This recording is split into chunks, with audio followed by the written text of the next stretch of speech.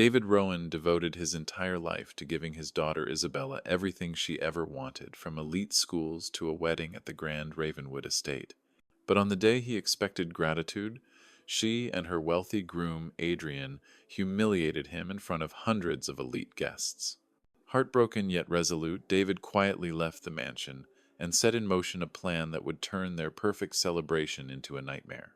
Within hours, flowers were stripped away, catering vanished, and the grand event unraveled before everyone's eyes. What began as a father's heartbreak soon became a battle of reputation, money, and truth that shattered a marriage and forced Isabella to face the life she had long avoided. If you enjoy stories filled with suspense, betrayal, and unexpected twists, make sure to like this video, subscribe to the channel, and leave your thoughts in the comments. Now let us step into the halls of Ravenwood Estate, where one man's sacrifice became the lesson of a lifetime. David Rowan had built his fortune not in the gilded halls of aristocracy, but on the rough seas and in the gritty ports of the shipping world. He had started with a single vessel, barely seaworthy, and through decades of relentless work and sleepless nights, he had transformed it into an empire. That empire had paid for every dream his daughter Isabella ever had. The finest boarding schools in Europe, summers abroad piano lessons with a renowned concert pianist, even her extravagant engagement party at a Venetian palace. Every wish she voiced had been answered. And now, on this brisk autumn afternoon, David approached Ravenwood Estate for the most important day of her life, the wedding that was supposed to bring his sacrifices full circle. The estate rose from the coastal cliffs like a citadel, its Gothic towers framed by restless waves crashing below. Guests in polished suits and gowns flowed through the wrought iron gates, their laughter floating over the manicured gardens. Black sedans and silver limousines lined the circular drive, while uniformed attendants hurried to greet each new arrival. For most, Ravenwood was a symbol of privilege. For David, it was something else entirely. It was the proof that he had given his daughter the world. He stepped from his car and straightened his navy suit, worn with quiet pride rather than style. The suit had cost a fraction of what he had spent on Isabella's gown, yet he wore it like armor. In his hands he carried a modest gift box wrapped in silver paper and tied with a blue ribbon, the same color Isabella had loved as a child when she begged him to repaint her bedroom walls. His heart raced not from nerves but from anticipation. Today he would watch her walk into a new life, radiant in happiness. Inside the grand hall, the atmosphere shimmered with wealth and expectation. Crystal chandeliers spilled prisms of light across polished marble. Imported orchids filled the air with fragrance, and a string quartet played softly from the balcony. Every detail spoke of luxury, every arrangement bore the mark of his wallet. David's eyes searched the crowd, and then he saw her. Isabella standing beneath the archway in a gown that glowed like ivory fire. Her veil shimmered, her smile glistened, and for a moment David felt tears rise. He remembered her at 6 years old, running across their garden with a daisy crown on her head, shouting, "Daddy, look at me." That same light shone in her now, or so he thought. But as he stepped forward, the music faltered. Conversation dipped. Isabella's gaze shifted toward him, and the warmth in her eyes was replaced by something colder, sharper. She took a half step back, as though his presence had cast a shadow across her perfect day. "Father," she said, her voice low, yet cutting through the chatter, "I told you this was for family only." The words hung in the air like shards of glass. Around them, guests turned discreetly, eager for scandal. Women in gowns whispered behind jeweled fingers. Men in tailored suits glanced sideways while pretending not to watch. David froze. He thought he had misheard. Family only. Was he not her father, the man who had given every breath, every coin, every dream to make this moment possible? Adrian Blackwell, the groom, appeared at her side with calculated ease. His tuxedo was perfectly fitted, his hair slicked with the kind of polish that spoke of generations of wealth. He placed a possessive hand on Isabella's shoulder and turned his sharp smile on David. "Mr. Rowan," he said smoothly, "I believe there has been a misunderstanding." David blinked. Misunderstanding. He remembered paying the advance for the orchestra, signing the invoice for the orchids, wiring the deposit for the estate itself. Where was the misunderstanding? In a father wishing his daughter happiness. "There is no misunderstanding," David said quietly. "I wanted to congratulate you both. That is all." Isabella glanced at the circle of guests gathering near. He saw it in her face, the flicker of embarrassment, the fear that his presence might somehow tarnish the sheen of perfection she wanted to project. She lowered her gaze and whispered, "This is not about money, Father. It is about belonging. You do not understand these people." The sentence sliced deeper than any insult. He did understand. He understood that the dock workers who built the Blackwell fortune would never be invited to this table. He understood that the sweat of his hands was good enough to pay for their silk, but not enough to share their company. He looked at his daughter, and in that instant the little girl who once clung to his leg during thunderstorms seemed gone. "You are right," David said, setting the gift box on a table near the untouched champagne flutes. His voice trembled only slightly. "I do not belong here." The hall remained silent as he turned. His shoes echoed against the marble floor, each step a weight on his chest. Behind him, laughter resumed, brittle and artificial, as though the interruption had been a mere inconvenience. His heart pounded, his throat tightened, yet he kept walking until the heavy doors swung shut behind him. Outside, the evening air bit with a salt wind. Luxury cars gleamed beneath the estate lamps, their polished metal cold and unyielding. At the far end of the lot sat his Jaguar, old but immaculate, the car he had bought himself decades ago after his first profitable year. It waited like a loyal companion far from the glittering crowd. David slid into the driver's seat and rested his hands on the wheel. His chest rose and fell, each breath measured. Humiliation still burned in his veins, but beneath it something else stirred, a calm, deliberate clarity. He had been dismissed not only from a celebration, but from his own daughter's life. And yet every thread of that celebration was woven from his sacrifices. His phone buzzed with unanswered messages from his lawyer about routine business matters. He ignored them and scrolled instead to a contact he had not dialed in months. His finger hovered, then pressed. The line rang once before a voice answered. "First National Bank Business Services."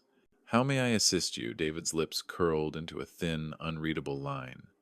The sound of the waves crashed faintly against the cliffs outside, steady and relentless like his own heartbeat. "My name is David Rowan," he said calmly. "I need to initiate stop payments on several accounts." The clerk asked for details, but David barely heard her. His eyes drifted back to the glowing windows of Ravenwood Estate, where the laughter and music of the wealthy echoed into the night. They had dismissed him. They had judged him. They had forgotten that everything around them had been bought with his blood and sweat. Now they would remember. The line crackled faintly as the bank clerk typed on her keyboard. David provided his account number and verification, his voice steady as stone. Every contract, every invoice, every deposit for this wedding had passed through his hands. It had been his name, his money, his signature. Now, with a few words, he was about to pull the threads that held the entire illusion together. "Yes, Mr. Rowan," the clerk said after a pause. "I see several significant transactions made within the last 2 weeks. Venue, rental, catering, deposit, floral arrangements, musical services, photography, security. Which would you like to review?" "All of them," David replied. "Effective immediately, I want every wedding-related payment stopped. Confirm each one as canceled and revoke authorization on future transfers." The clerk hesitated, then said, "These are large amounts, sir. Are you certain you wish to halt them all?" "I have never been more certain of anything in my life," David said. His tone was not bitter, not angry, but controlled, as though he were closing a deal. Because that is what it was, he realized. Not revenge, not cruelty, just business. A business transaction that no longer held value. Confirmation codes rolled off his tongue with practiced precision, each one locked in his memory from decades of running a company where every digit mattered. When the clerk finally said the words, "All stop payments are now in effect," a calm silence settled over him. "Thank you," David said, and ended the call. He sat for a long moment in the dim glow of the dashboard. Through the windshield, Ravenwood Estate gleamed with chandeliers and laughter, every note of music fueled by payments that now no longer existed. He could almost imagine the future playing out in his mind like a film. The flowers pulled from their pedestals, the caterers halting mid-course, the musicians laying down their instruments, a performance unraveling in front of a stunned audience. His phone buzzed again. This time he scrolled further down his contacts. Elegant Affairs, Catering, the name glowed on the screen. He tapped. The call rang twice before a cheerful voice answered. Good evening, this is Marcus with Elegant Affairs. May I help you, Marcus? This is David Rowan. I am calling regarding the Blackwell wedding currently underway at Ravenwood Estate. Ah, yes, Mr. Rowan, Marcus said warmly. Everything is going beautifully. Guests are raving about the appetizers. I was just about to check on the main course. David's reply was calm, deliberate. You will want to halt that. Payment authorization has been revoked. As of this moment, your contract is no longer valid. A pause stretched across the line. The sounds of clinking dishes and muffled voices filtered faintly in the background. Sir, I am not sure I understand. The main course is about to be served. This is quite sudden. It is unfortunate timing, David agreed evenly. But it is the reality. Secure your equipment, gather what you can. I suggest you discuss alternative arrangements with the bride and groom. There was no anger in his words, no gloating, only businesslike efficiency. Marcus's voice faltered, then cut off. The line went dead. David's thumb moved to the next contact. Bloom and Vine Floral Studio. The florist Susan answered quickly. Mr. Rowan, hello. The orchids look stunning. Your daughter was so pleased. There has been a change, David said firmly. Bank authorization has been canceled. If you want to recover your property, I suggest you collect the arrangements immediately. But the flowers are woven into the entire design. They are central to the ballroom. Then you had better move quickly, David said. Business is business. He ended the call, already moving to the next. The photographer, the musicians, the lighting crew. Each conversation followed the same pattern: shock, protest, realization, then hurried acceptance. Each call was a thread pulled from the tapestry. Each vendor would soon appear at Ravenwood's doors, not with gifts, but with claims. By the time David made the final call, the dashboard clock read 4:15. Outside, the clouds had grown heavier gray shadows stretching across the coastline. The estate shimmered in the distance, unaware of the storm about to break within its gilded walls. David leaned back, the leather creaking under his weight. For the first time all day, he felt no humiliation, no anger. Only clarity. He remembered Isabella as a little girl, her tiny hand clutching his as they walked across the pier, her eyes wide with wonder at the massive ships he commanded. He had given her everything, so she could rise above the world he had known. And she had. But in rising, she had turned her back on the very man who had lifted her. Now she would learn that every tower built on another sacrifice could crumble in an instant. The roar of the sea echoed faintly as David started the car. He drove slowly past the estate, watching through tall windows as guests mingled, glasses sparkling under chandeliers. Somewhere inside, Isabella was smiling, unaware of the message that had already been delivered to the vendors. Adrian was no doubt charming his father's associates, oblivious to the cracks forming beneath their feet. David's phone vibrated with an incoming call. Isabella's name glowed on the screen. For a moment, his hand hovered over the answer button. Then he let it ring. The timing was not yet right. As he turned onto the coastal road, headlights swept across his windshield. A white van pulled into the service entrance behind the estate, its side, painted with the looping script of Bloom and Vine. Susan had arrived. Soon her team would enter the ballroom carrying empty containers. David smiled faintly, though not with joy. It was a smile of inevitability. The performance was about to begin. And inside Ravenwood Estate, where chandeliers blazed and champagne flowed, no one knew the stage beneath them was already collapsing. The first sign that something was wrong came not with a crash or a shout, but with a subtle shift in the air of the ballroom. Guests noticed it before Isabella did, an almost imperceptible ripple through the carefully orchestrated perfection. Conversations faltered, heads turned, and eyes narrowed in confusion as three uniformed workers wheeled in large empty containers through the side doors. At first, people assumed they were part of the staff preparing for a late delivery. But when the workers headed directly to the altar, display the towering arrangement of orchids and lilies that had framed Isabella's vows, murmurs swept across the room. The lead florist, Susan, walked with determined strides, her clipboard tucked under one arm, her gloved hands already reaching for the blossoms. "Excuse me," Isabella said, her voice carrying the polite firmness she had mastered at boarding school. "What exactly are you doing?" Susan straightened, holding a bundle of orchids freshly cut from their stands. "Mrs. Blackwell, I regret to inform you that payment authorization for these arrangements was revoked 40 minutes ago. We are here to collect our property." The ballroom froze. Even the quartet faltered their instruments, slipping into silence as though stunned by the words. Isabella's radiant smile wavered, but she quickly forced it back, the mask of control clinging desperately to her face. "That is impossible," she replied. "Everything was paid weeks ago." "I am afraid the account holder, Mr. David Rowan, contacted us directly," Susan said with steady professionalism. "All payments have been stopped. We have written authorization to remove the arrangements." Gasps rippled across the room. Women leaned closer to their husbands, whispering behind jeweled hands. Men frowned, glancing toward Adrian for an explanation. Adrian's stride cut through the crowd, his tuxedo catching the light, his voice edged with authority. "What exactly is happening here?" he demanded. "Payment issues, sir?" Susan answered calmly. "We are collecting unpaid merchandise."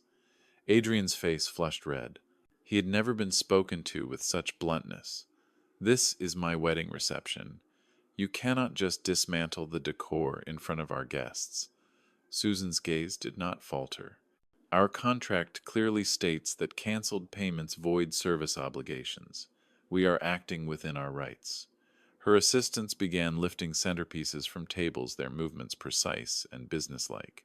Guests drew back, clutching their champagne flutes as flowers vanished before their eyes. Then the next blow landed. The heavy oak doors swung wide as a catering team entered, no longer smiling, no longer carrying trays of hors d'oeuvres, but rolling out carts covered with white cloths. Marcus, the catering manager, marched to the center of the room, his expression grim. "Ladies and gentlemen," he announced, his voice echoing across the marble, "food service has been suspended. Payment authorization was revoked at 415. We must protect our equipment and remaining inventory." The room erupted in whispers. Plates clattered as servers began clearing dishes mid-course.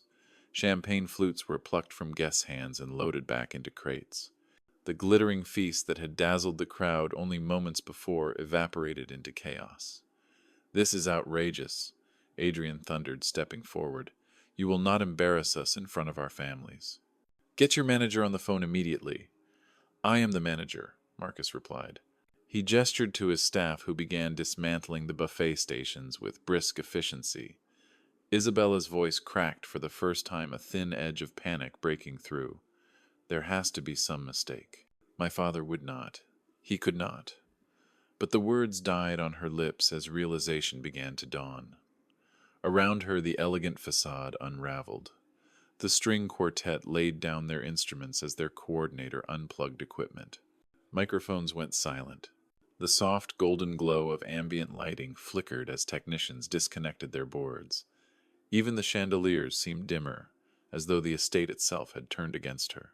Guests shifted uneasily, some retreating toward the doors, others lingering in fascination at the spectacle. Phones appeared in hands, recording, capturing, preserving every humiliating detail. Adrian turned to Isabella, his voice low but sharp enough for nearby guests to hear. "What kind of arrangement did your family make?" "Did you know about this?"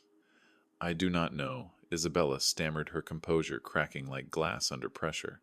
"Everything was supposed to be handled." "My father." "Your father," Adrian cut in, "just destroyed our wedding." His eyes flashed with anger, and for the first time suspicion. The venue coordinator, pale and trembling, approached Isabella with a phone pressed to her ear. "Mrs. Blackwell, I have just spoken with our accounting department. All payments for today originated from a single account belonging to Mr. David Rowan. That account holder has revoked authorization for every transaction." Silence engulfed the room. Then, as if on cue, thunder rolled faintly in the distance, rattling the high windows of Ravenwood Estate. The storm outside was approaching, but the storm inside had already broken. Isabella's cheeks drained of color. She glanced toward the doors as though expecting her father to reappear, but he did not.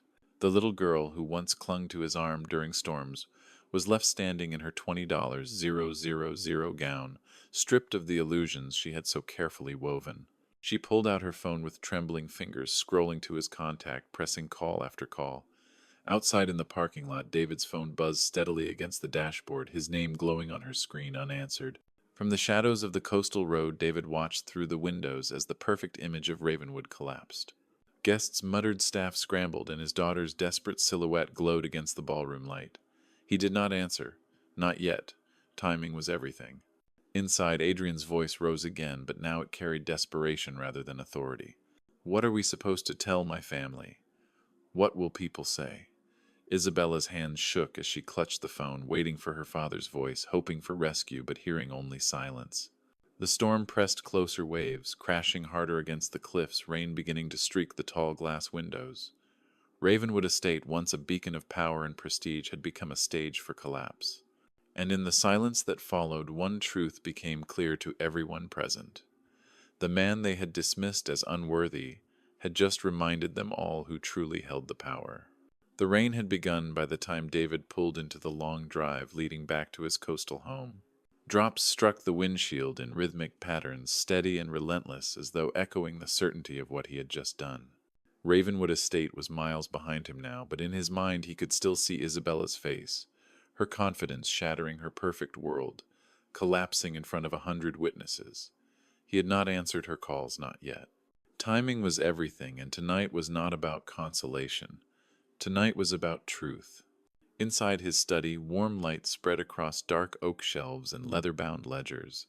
The house smelled faintly of salt air and old paper, comforting scents that reminded him of years spent at his desk while Isabella slept in the room next door. He closed the door behind him and walked toward the massive desk that had borne the weight of decades of contracts, invoices, and company plans.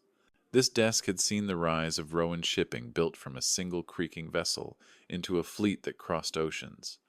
Now it would see something else, the dismantling of illusion. David pulled open a drawer and withdrew a series of folders. Each one was labeled carefully in his sharp handwriting. Education, housing, transportation, lifestyle, wedding. He spread them across the desk like evidence in a courtroom case, for that was how he saw it now. Not a family dispute, but an audit, a reckoning. He began with the education folder. Inside were tuition receipts from Isabella's earliest days at Fairmont Academy, the boarding school, where she had been surrounded by the children of nobility and ambassadors. He traced the amounts with his finger.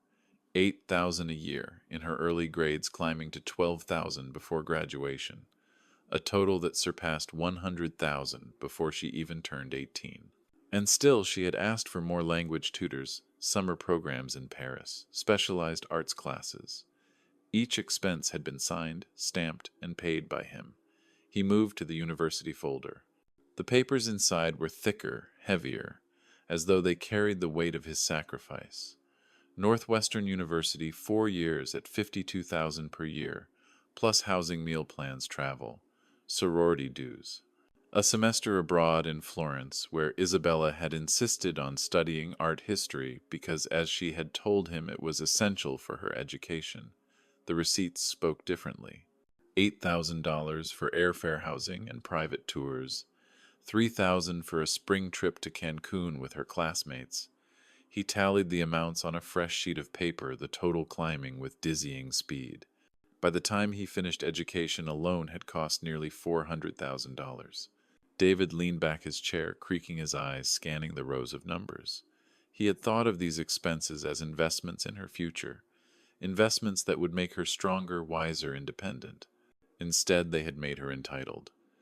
The transportation folder revealed another pattern. The first car he had bought her, a modest Honda, had been dismissed within months as embarrassing compared to her friends' BMWs. The BMW he purchased next cost nearly $30,000. At 25, she demanded another larger model, claiming it was expected in Adrian's social circle. Each vehicle came with insurance, registration, and maintenance bills, all quietly handled by him. Another $75,000 added to the total. Housing expenses filled another file. Rent for her Chicago apartment during graduate school, nearly $3,000 per month for 3 years. Utility bills, credit card payments when she exceeded her allowance. Designer furnishings she had insisted on. The numbers climbed into 6 figures. Lifestyle support filled the final thick folder. Clothing receipts, spa treatments, vacations, gadgets, the endless cycle of indulgence. And now the wedding itself, nearly $150,000 for flowers, music, catering, the gown, the estate. Money that had bought the perfect image but not gratitude. By the time he finished, the numbers stared back at him with cold precision. $980,000. Nearly $1 million spent over 25 years. Not as loans, not as charity, but as love translated into dollars, every payment, a piece of himself he had willingly given. David opened his laptop and began building a spreadsheet. Each category became a column, each year a row. His fingers moved steadily, decades of bookkeeping discipline guiding his work. The totals assembled themselves line by line, a stark map of sacrifice. Education 410,000, transportation 75,000, housing 125,000, lifestyle 180,000, wedding 150,000. He paused, staring at the grand total at the bottom. $980,000. It was not the money itself that struck him, but the story it told. A story of a father who had given everything, and a daughter who had given nothing in return. His phone buzzed on the desk. Isabella's name flashed again. For a moment he considered answering, but then he set it aside. Not yet. She needed to feel the weight of silence before she heard the truth. Instead, he reached for another folder, one labeled simply, Legal. Inside was the card of Clara Vance, a lawyer he had worked with on corporate contracts, a woman known for her precision and her ability to cut through sentiment. He dialed the number, and within moments her calm voice answered. "Mr. Rowan, how can I help you? I need to reclassify 25 years of expenditures," David said. "Nearly $1 million. I want it documented as debt, not gifts. And I want a demand for repayment issued immediately." There was a pause, then Clara's voice sharpened with interest. "That is a significant amount. Do you have records?" "I have everything," David replied. "Every receipt, every transfer, every contract." "Then we can proceed," she said. "This will transform the matter from a family dispute into a business transaction. Much cleaner. We will draft a formal demand letter complete with documentation. 30 days to respond. If they fail, we pursue legal recovery." David closed his eyes for a moment. 30 days.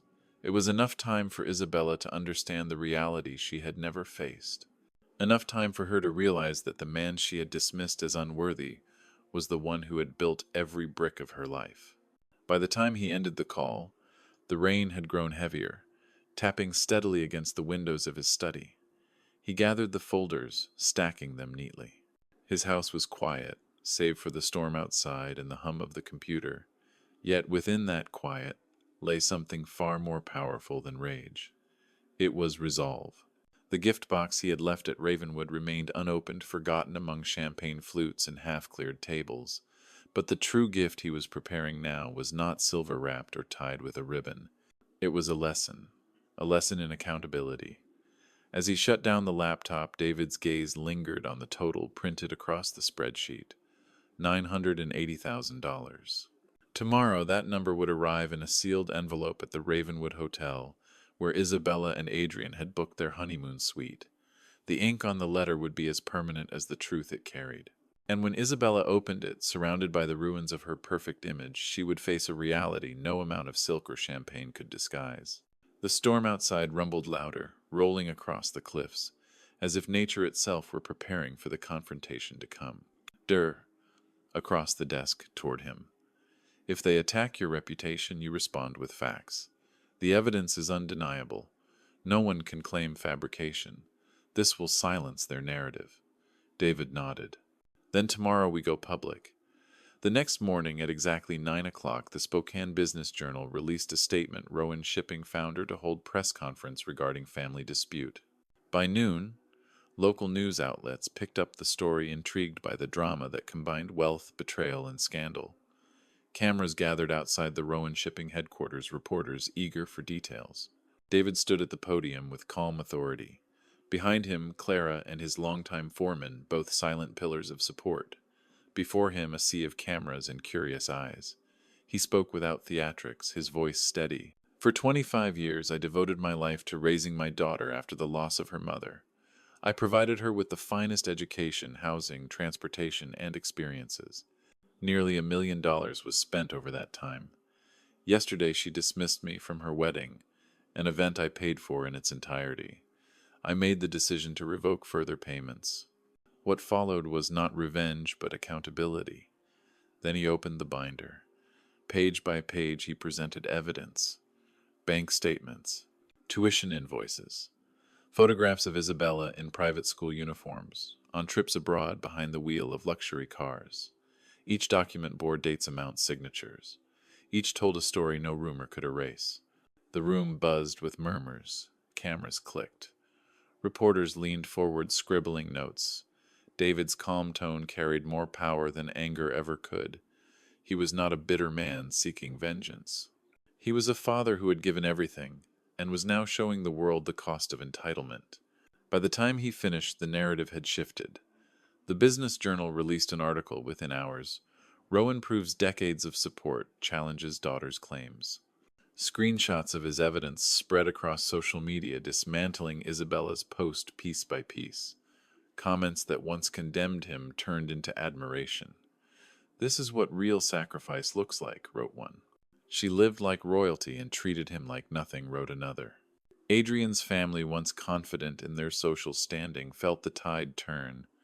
Their reputation was now tied to a narrative of deception, entitlement, and scandal. Invitations to galas and charity boards began to wither. Old allies grew distant. Whispers of financial recklessness clung to them. Isabella, watching from the hotel suite, felt the ground collapse beneath her feet. Her phone buzzed relentlessly, not with sympathy but with questions. Friends who once envied her lifestyle now asked how she could have lived so extravagantly without gratitude. Former sorority sisters whispered that they had always suspected she was spoiled. Even her bridesmaids, who had once defended her, grew silent. Adrian's frustration boiled over. "Do you see what you have done?" he shouted, slamming the binder of evidence onto the hotel desk. "My family's name is in ruins because of you, because of your father, because you never thought this day would come." Tears streamed down Isabella's face, but no excuse came. For the first time, she felt the weight of every decision, every expectation, every time she had dismissed her father's sacrifices as her due. Across the city, David sat in his study, watching the news reports flicker across the television. His name, once under suspicion, now carried a different tone: respect, admiration, even sympathy. Yet he felt no triumph, only a heavy quiet. He had not sought victory, only truth. As dusk settled over the coastal cliffs, David's phone lit up once more with Isabella's name. He let it ring until it went silent. Tomorrow would bring new calls, new questions, perhaps even new attacks. But tonight the balance had shifted. The narrative belonged to him now. What Isabella did not yet know was that Adrian's family was preparing their next move, one that would test her loyalty, her marriage, and her already crumbling world.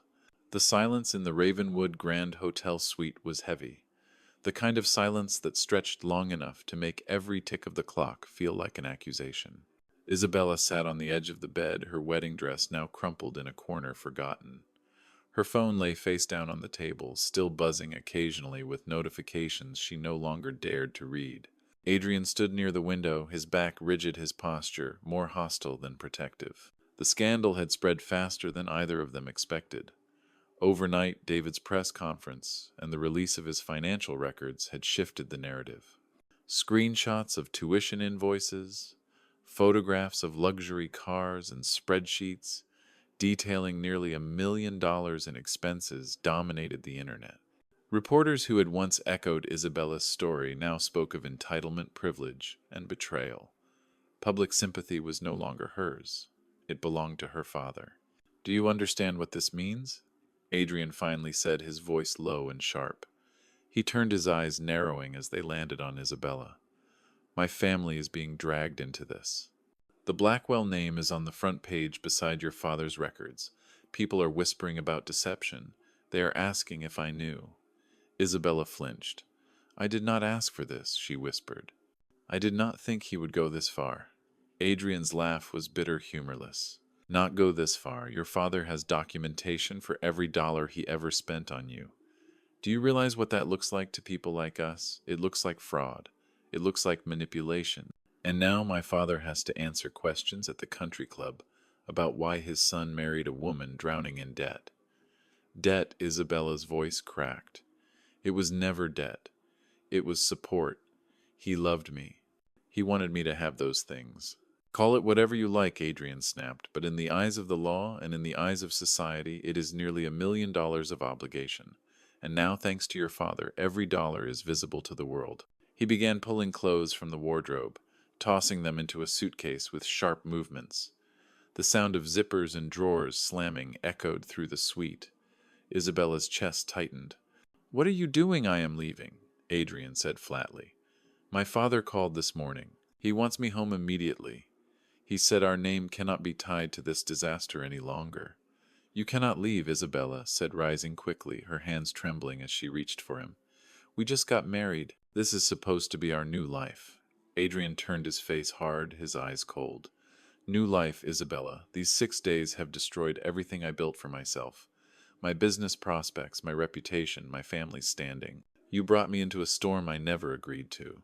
And now I see you for what you are, a liability, a woman who contributed nothing but expectations." The words struck harder than any blow. Isabella staggered back, her hand covering her mouth. "I am your wife," she whispered, desperate. "You cannot just abandon me." "I can," Adrian replied, his voice like steel. "And I must. My family's lawyer has already advised me to protect my assets." "Do you understand what that means? It means annulment. It means separation. It means cutting ties before your father drags me deeper into his war." Isabella's breath caught her vision blurring with tears. She thought of the glittering ceremony, the applause, the photographs of them smiling beneath chandeliers. All of it gone in less than a week. "Adrian, please, we can fix this. I will talk to him. I will beg him to stop. He will listen to me." Adrian shook his head. "He will not. And even if he did, the damage is done. People have seen the truth. They know you never stood on your own. They know you lived off his money. You are not the woman I thought you were. You are not the wife I need." He zipped the suitcase closed with finality. Isabella reached for his arm, but he pulled away, his expression unyielding. "Call your father," he said. "Apologize. Accept responsibility. Maybe he will help you learn how to stand on your own. But I will not be part of this." "Adrian, please," Isabella sobbed, collapsing to her knees as he moved toward the door. "Do not leave me like this. Do not leave me alone." Adrian paused, his hand on the doorknob. For a brief moment she thought he might turn back, but his voice, when it came, carried no warmth. "I have been alone in this marriage since the day it began. All you ever brought were expenses. Maybe losing everything will finally teach you something your father's money never could." The door closed behind him with a sharp click, leaving Isabella in a silence so heavy it pressed against her chest. She stared at the empty room, at the dress draped across the chair, at the wilted bouquet lying abandoned on the floor. The world she had built on appearances had collapsed completely. No husband, no family support, no friends, no money. Her phone buzzed on the table. With trembling fingers, she picked it up and scrolled to her father's name. For the first time, she felt the weight of humility. Not the performative kind she had shown at parties or in front of professors, but real humility born of desperation. She pressed call. The line rang once before a familiar voice answered, calm, steady, unshaken. "Hello, Isabella." Her lips trembled, the word barely leaving her throat. "Dad." It was the first time in years she had said it, not with expectation, but with need. The sound of it filled the empty suite with something fragile, something raw. And as she sat there clutching the phone, Isabella realized that the collapse of her marriage was only the beginning. The real test had yet to come. Isabella sat in the empty suite long after Adrian's footsteps had faded down the hall. The silence was unbearable. The dress that had once made her feel like royalty now looked like a costume discarded after a failed performance. Her reflection in the mirror was pale, her eyes red, her hair undone. For the first time in her life, she had nothing left to lean on. No husband, no family name, no circle of friends eager to bask in her shine. All that remained was the one person she had betrayed the most. Her phone was still in her hand. The screen glowed with her father's name. She pressed call again, her heart hammering in her chest. The line connected, and his steady voice answered, "Hello, Isabella." The word "Dad" caught in her throat before she managed to speak. "I do not know where to start," she whispered. "I have lost everything. Adrian is gone. His family wants nothing to do with me. My friends are silent, and I cannot even pay for this room tonight. Her voice cracked, the tears spilling freely now. Everyone hates me.